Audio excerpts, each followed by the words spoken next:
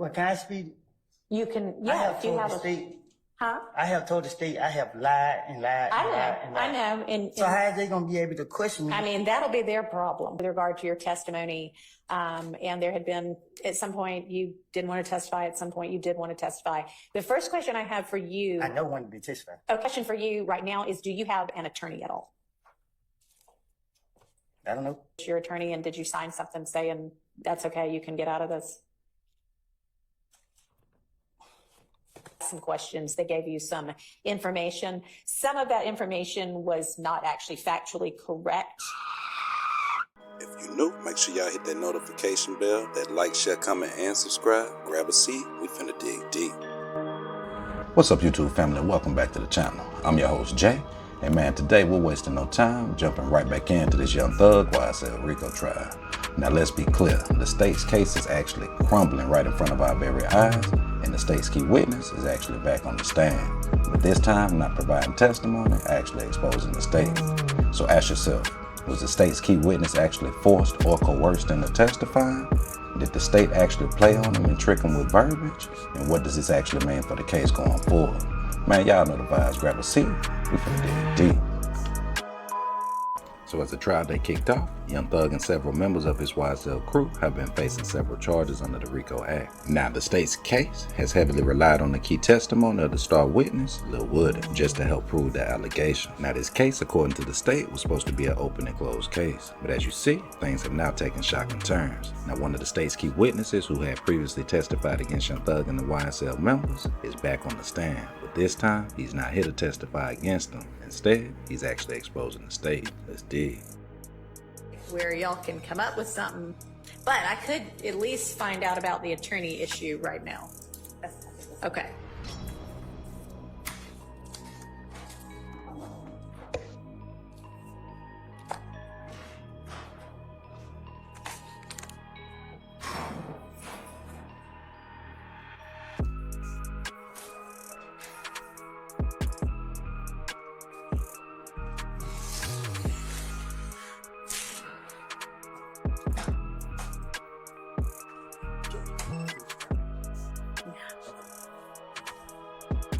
Hi, good morning, Mr. Copeland.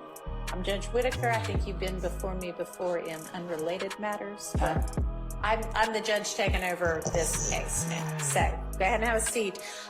What I want to ask you right now, I know that you have been given immunity with regard to your testimony, and there had been, at some point, you didn't want to testify. At some point, you did want to testify. The first question I have for you... I know when to testify. Okay, the first... Well, right, want to is maybe the wrong term. But my question for you right now is, do you have an attorney at all? Now, according to the defense, the state's key witness may have been forced or coerced into actually giving its testimony. Now, there are claims that the state used tricky verbiage and pressured the man to testifying against Young Thug and the YSL members, like locking them up or not specifying the amount of time that he'd actually be locked up for not cooperating or testifying. Now, all of this is actually centered around the ex parte. But ask yourself this, with their ex parte meeting, the witnesses that have been impeached, the one that's on the stand, ask yourself, are you questioning the integrity of the actual state's case? And what about the evidence? Has Rico been proven? Let's dig. I don't know. You don't know whether you have an attorney. I would think that would be a no then, if you don't know whether... I was talking to Melnick, but... Melnick? Yes. Okay. Didn't he ask to be relieved as your attorney, and did you sign something saying that's okay, you can get out of this? I don't. You don't remember? Okay. Does anybody know whether that actually occurred? I don't believe it occurred. Okay. I believe that Miss Bumpus, I know she was stand-in. she was stand-in, and I believe something was said on the record to the effect that Miss Bumpus was relieved. But yeah, I know she was. There was nothing about Mr. Melnick to my knowledge. Okay. Maybe we... There was. Miss Bumpus actually said yesterday, I believe, during her testimony, that Mr. Melnick had directed her to tell Mr. Copeland that he could either exercise his, Well, he could do choose one not thing, to testify. right? Or if he chose to testify, according to Ms. Bumpus. Yeah, I remember she said, there's this paper I'm supposed to get him to sign. I'm trying to figure out whether it got signed. So I never got Mr. Melnick off my case, Okay, so he's still your attorney then? I guess. Okay, all right. Well, then that's the answer we've got for that. Now that's crazy. Even more startling, as you just heard, lilwoody just disclosed to the court in front of the defense, the state, and the new judge that Melnick was actually never removed from the case. Still is representing him as his attorney, to his knowledge. Now ask yourself, with this potential revelation, will this potentially expose more misconduct or miscommunication from the state? Or was this just all part of the state's play? Let's dig. All right, so I'm going to try to get a hold of Mr. Melnick and see if he can be here with us this afternoon, because some of what I suspect you recall when you were brought into Judge Glanville's chambers with Ms. Bumpus and a couple of the people from the state, and there was a discussion that Ms. Bumpus and Ms. Hilton and Judge Glanville had with you. You asked some questions. They gave you some information. Some of that information was not actually factually correct. Now, you gotta love the judge's sense of humor. Not factually correct. Just say that they lied. We understand that they lied. Everybody knows they lied. They know they lied. The paperwork says they lied. But uncharted wording, we get it. Let's dig. And I want to make sure that you have the opportunity understanding what it is that the immunity order means, understanding what the potential consequences are if you do testify or if you don't. We're basically going to kind of start over. Nah, if I'm with her, would you start over? Would you come in and take the stand again? That's tough. Would y'all like to see Woody take the stand again?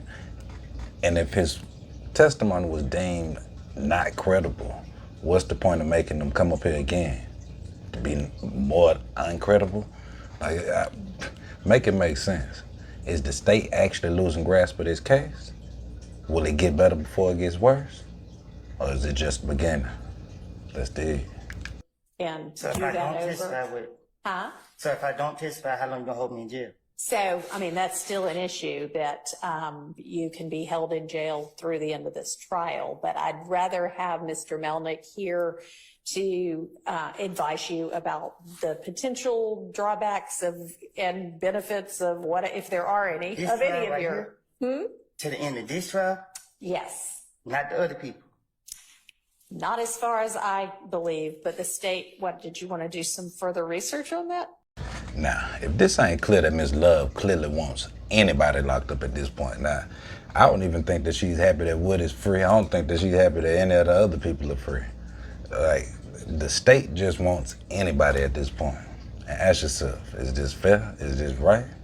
To sit up and mislead him with the verbiage, the communication, the words. Clearly this man is saying he's not understanding, he's not following along. Regardless of the fact of being a career criminal or whatever his paperwork says, neither here nor there, why play on his intelligence if you acting in good faith? Let's dig. Yo, stop what you're doing real quick. Hit that like button and subscribe to the channel. It's free. Hit the like button. Share the video. Hit the like button. Let's dig. Through the end of this trial, but I'd rather have Mr. Melnick here to advise you about the potential drawbacks and benefits of what, if there are any, This of any trial of right your. here? To the end of this trial, Yes. not the other people. Not as far as I believe, but the state, what, did you want to do some further research on that? Yes, just to advise the court Okay. of Okay, so came from. I just wanted to know, first off, do you have an attorney? Because if you do have an attorney, then your attorney may have some information, advice, and research for me about that. So I want to make sure that I tell you the correct thing about that, okay? So we're going to take a lunch break in a little while, and why don't we plan to have you back here on standby at least. I don't know who was in communication, but we need to reach out to Mr. Melnick to see what his availability is. So just be on standby in case I need you here like at 2 or 3 this afternoon. 2 or 3? Yeah, because we're about to take a lunch break before too much longer. So you're okay to leave for the next couple of hours, but stay where whomever reached out from the state can reach you to let you know whether you need to be back here this afternoon or potentially tomorrow instead, okay? All right. All right, thank you. See, this is a clear example of what Ms. Love has been doing the entire trial. After she uses the witness, she turns against them. Now ask yourself this, is Woody on trial? Is the YSL6 on trial? Because right now I'm starting to count 7 people on trial and I only see 6 that are indicted in the courtroom. It's interesting. Just my thoughts. Let's dig. 45507 says, if a person refuses to testify after being granted immunity from prosecution and after being ordered to testify as set forth in this code section, such a person may be adjudged in contempt and committed to the county jail until such time as such person purges himself or herself of contempt by testifying as ordered without regard to the expiration of the grand jury. I don't know why it only references the grand jury, not a petite jury, because the top portion of the statute in section A refers to both. And it talks about the fact that if you're needed in a criminal proceeding before a court or a grand jury, if your testimony is deemed by the district attorney necessary to the public interest, then the DA may ask the court to compel that person to testify. In any event, the last line, which says that if the grand jury before which such person was ordered to testify has been dissolved, such person may purge himself or herself by testifying before the court. I don't have the reason that they refer to the grand jury and don't reference the trial jury, but given the fact that the statute itself refers to them almost interchangeably in section A when they say if you're either brought before the grand jury or a criminal proceeding. And so the fact that even after the grand jury is dissolved, the court can keep you there until you purge yourself of the contempt by giving the court testimony. Got it. So Ms. Love is actually in her feelings over Woody. Has Woody embarrassed Ms. Love or did Ms. Love embarrass herself? Like Judge G said, prior preparation prevents poor performance. And Ms. Love, you're not looking too prepared. Let's dig. The extrapolation that I made was you can be kept until you purge yourself of the contempt by testifying because you don't have a right to assert your Fifth Amendment privilege. Right. So one thing I would wonder about with regard to that argument is it's sort of a kind of basic canon of statutory construction that if certain language is used in a part of a statute and then it is not used in another part, that there's a reason that it's not used, that there's some significance to at one point saying before a court or grand jury because they clearly knew they could use different language. So the fact that they didn't include it all in the second part, there might be a reason for it.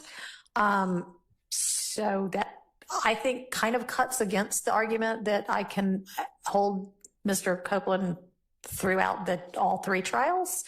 So I think we need, if there's some sort of case law that indicates that if the testimony at issue is before, like for a trial, that somebody can be held even after the trial is over until such time as they decide to come testify in front of a court about it.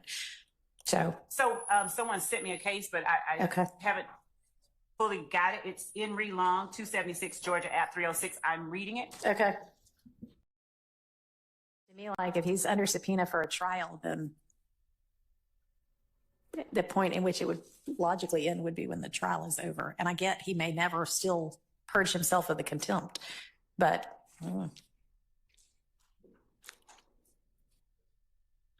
anybody have any other kind of case? I mean, my position without a case to say it clearly one way or another is I sort of feel like it can go past the end of the trial. But I know that. I mean, one way or another, I'm willing to be persuaded differently if we've got law. I'm sort of going with through the end of this trial unless somebody tells me differently. Now, are there particular points that the court has concerns about? Because regarding perjury, the statute sort of lays it out. And I know that before he testified, the last time Judge Glanville, I think, gave him a copy of Ms. Bumpus to give to him, I think. No, actually, while Mr. Copeland was on the stand, I think. In court. Yes, okay. He gave to Mr. Copeland, read to him or gave it to him a copy of the statute and apprised him. I think he made that was in court, but then the ex parte occurred after that. And much closer in time to when he ended up testifying. So I'm thinking that probably was well, who knows, but that may have been the thing on his mind at the time. So one thing, and I mean, there's, this is he comes in on page, at 10:03 and it goes until 11:30. And I mean, there may have been a break or two in there, but so I realized that it's not just he's told one thing at one point in time, and that's really unclear. I mean, it may be that the gist of it gives him the right information, but for instance, I know there was one thing about perjury that I didn't think was exactly accurate. So to me, in my personal opinion, Ms. Love is scrambling, looking for any case law, citing case laws that she hadn't even read just to try to get evidence in that she can't even stand on. Man, this case is definitely falling apart. Now ask yourself this, why is it that she's so hell-bent on making sure that she give Woody some type of punishment or something? Why she got such a hard on for Woody? Let that sink in.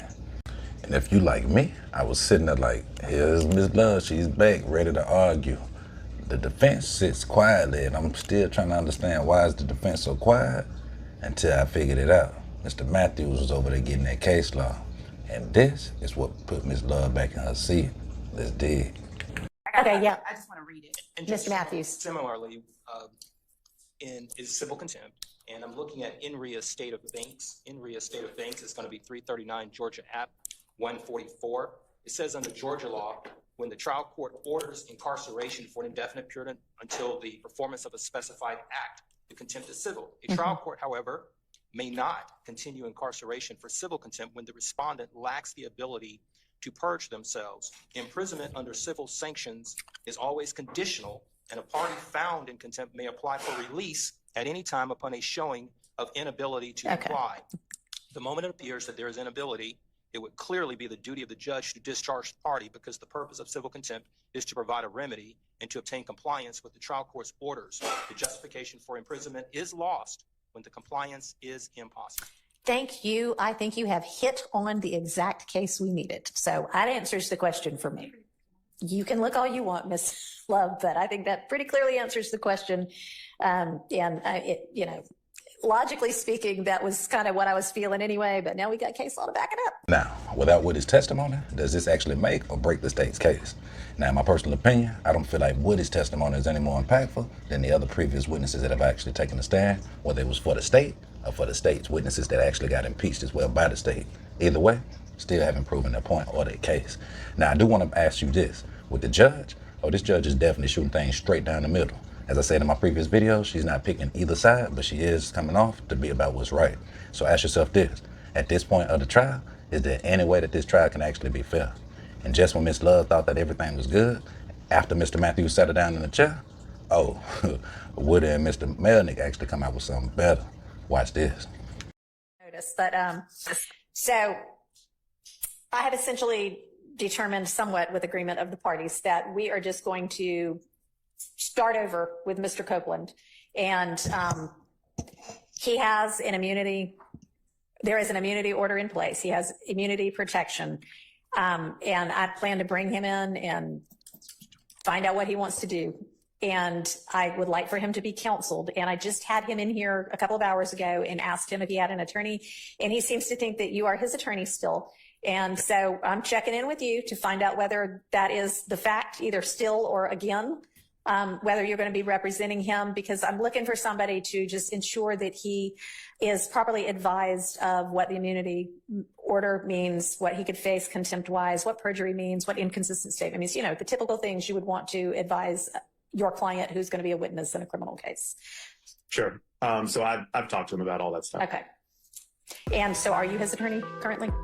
I am his attorney, yes. Okay. Damn. So can somebody say cold game? Man, I know the state is feeling that pressure and that pain. Now ask yourself this. Melnick coming out or Woody back in court? Oh my God. If you was Woody, would you actually take the fifth? Or would you actually go and stand in the stand and give your testimony? Now at this point of the case, would it even matter? And ain't no way possible the jury is not paying attention to this. This case is tainted. The state's been tainted. They were tainted when they started doing foul play. The judge just put the icing on the cake when he got removed. And ask yourself, why does the state still want to use Woody? What are they proving at this point? Now, they still do have an opportunity to try to prove conspiracy, but it's going to be highly doubtful at this point because nobody's going to believe any of the information coming from the state. The credibility from the state is shot to shit, and we got to keep it G. If this was your case, how would you feel? Now, I can't say that I would put myself in Woody's position and take the stand and say what I would and wouldn't do, but what I do know is there ain't no way in the hell that the state will be able to play me again. Now, it's one time to fool me.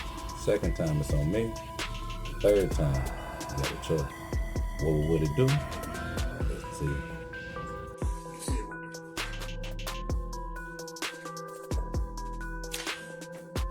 All right. Hello again, Mr. Copeland.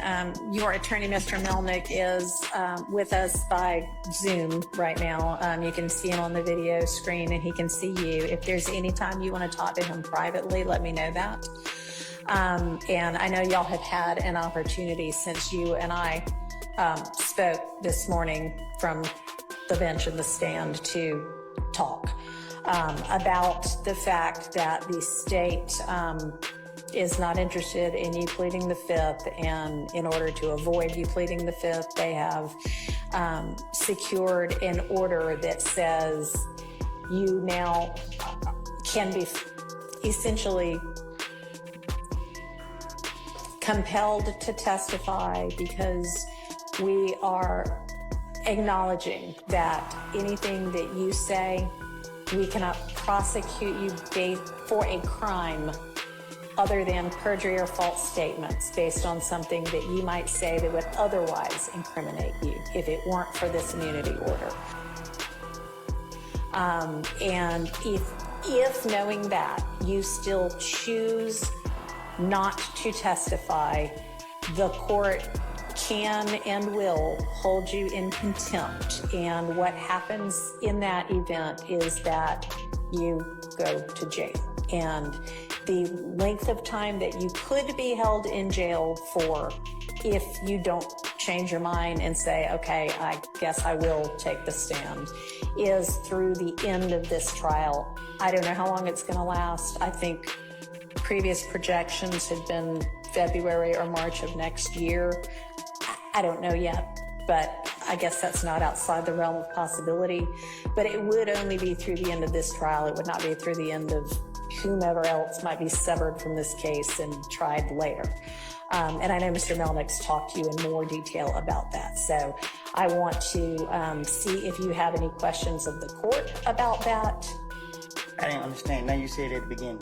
Didn't understand anything. All right. Now wait a minute. Now I don't know if it's just me, but why is the judge talking to this man like he's slow? Now we understand that he probably don't understand big words, but she actually talking to him like he don't understand English. Like, you understand what the word compel means?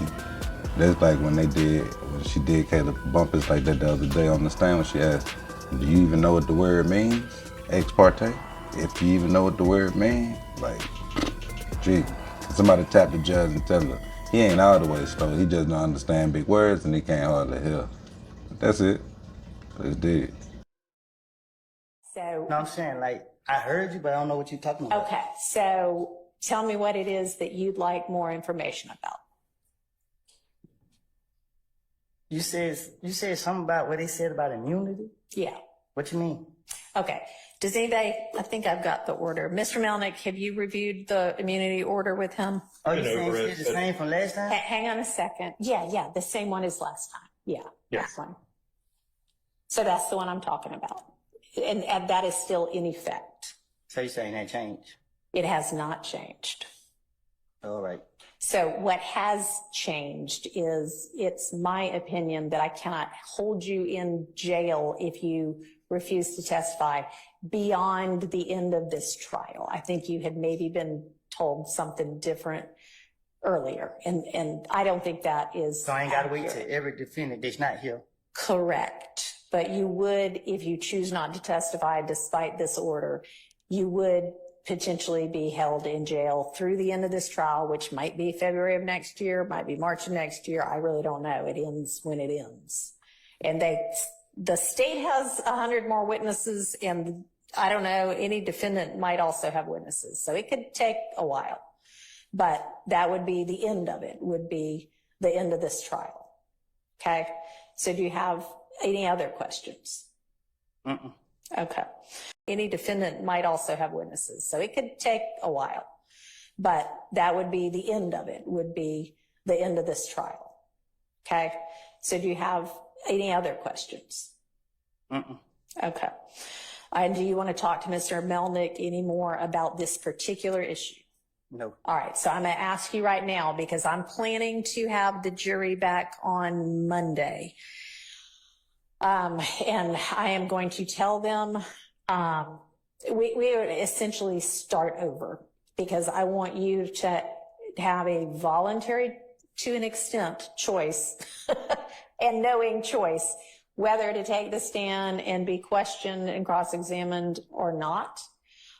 Knowing that if you do, other than if you lie, as Mr. Melnick's discussed with you, and it's something the state knows and can prove, they could charge you with perjury or false statements, but they can't, if you incriminate yourself about another kind of crime, they cannot use that to charge you with a crime. And they can't say, Well, can I speak? you can, I yeah, have if you told have the a, state.